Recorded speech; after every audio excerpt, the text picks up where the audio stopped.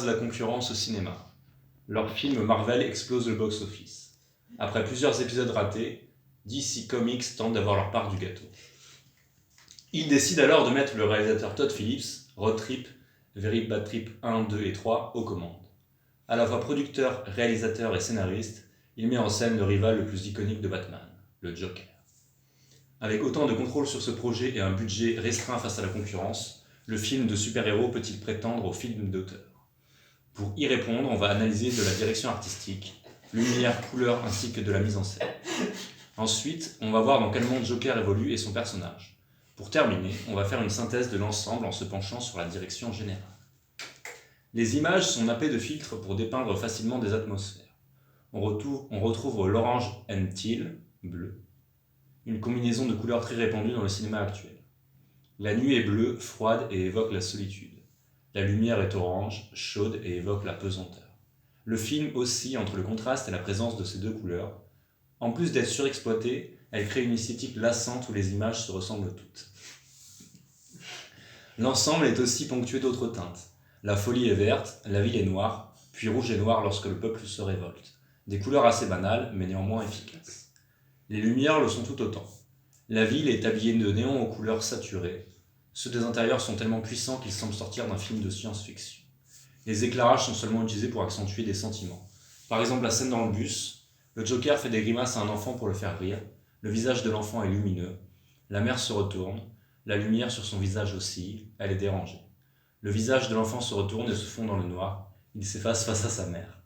Dans chaque scène, la fonction de la lumière prévaut à sa présence. Cela a pour effet de rendre la lumière artificielle, comme les couleurs qui l'habillent.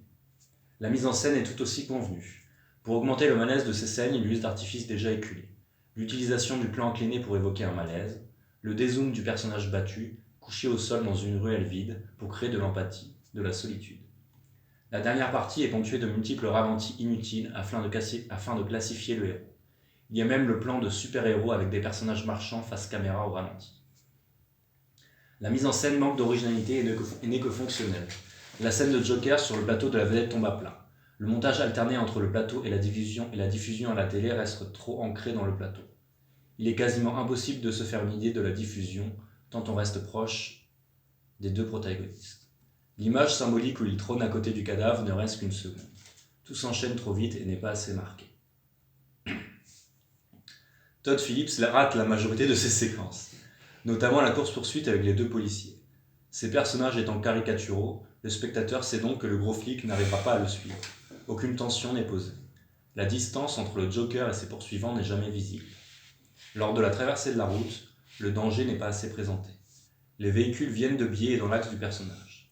Ils ne paraissent donc pas comme des obstacles. Une fois le véhicule tamponné, le personnage reprend de plus belle, comme si rien ne s'était passé. Une fois rentré dans le tramway bondé de clowns, les policiers sont trop désavantagés. On le suit alors sur 3 wagons sans avoir une idée de la distance entre lui et son poursuivant. Il lui suffit de piquer un masque pour générer une bagarre et la neutralisation du policier.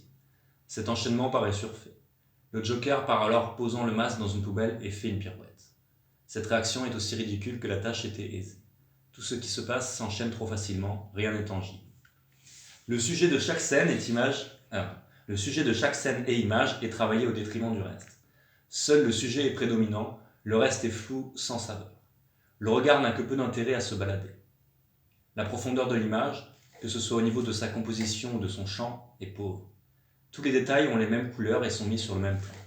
Une fois l'image assimilée, le regard n'a pas d'autre intérêt que d'attendre la suivante. Si le sujet était intéressant, cela aurait pu créer un style.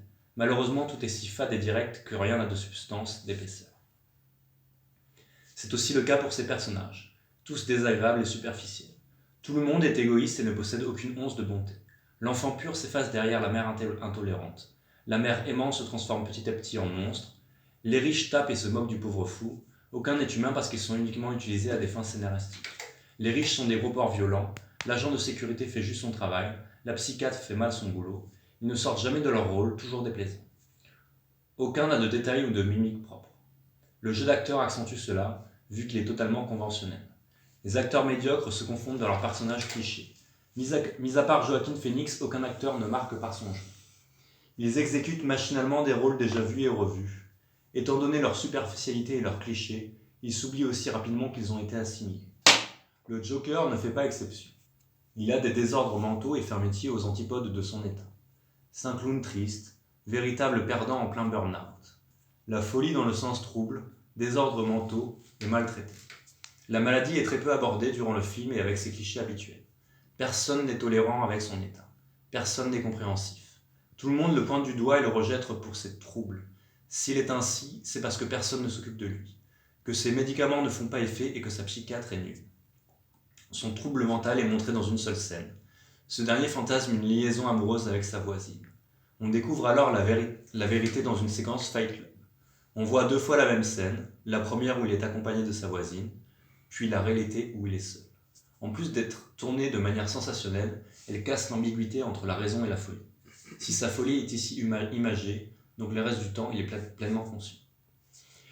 Il n'agit donc plus sous le coup de la folie, vu que c'est un acte rationnel. Ses motivations suivantes sont donc immorales. Il veut égoïstement se venger.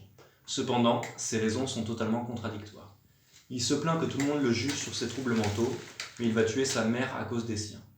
C'est d'autant plus un comble qu'ils partagent la même pathologie. Il met à mort ses bourreaux, Wayne et Kane, comme ils l'ont fait pour lui. Sans le vouloir, Wayne oppresse indirectement les pauvres par sa richesse. Le mouvement involontaire de Joker va mener un de ses partisans à tuer Wayne.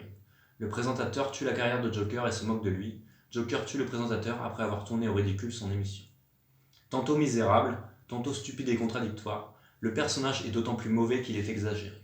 Le Joker est fou! On enchaîne alors les séquences malaisantes où il passe d'une expression à une autre. Il rigole à gorge déployée, s'arrête net et fait la moue. Il rigole, puis il pleure. Il danse lentement et maladroitement. Il rigole tout seul, etc. Ces séquences étant matraquées, on en devient habitué. Le malaise s'estompe alors et fait place au ridicule. Ridicule qui se retrouve dans son mouvement politique involontaire. Ce dernier composé de personnes stupides et violentes. Ils fondent le mouvement après plusieurs meurtres. Ils mettent seulement la ville à feu, volent une ambulance et font n'importe quoi. Ils suivent un perdant, un meurtrier. Ils sont uniquement présentés comme violents et réactionnaires. Ils contestent les mots vains de Wayne, tandis qu'ils encensent ceux du Joker.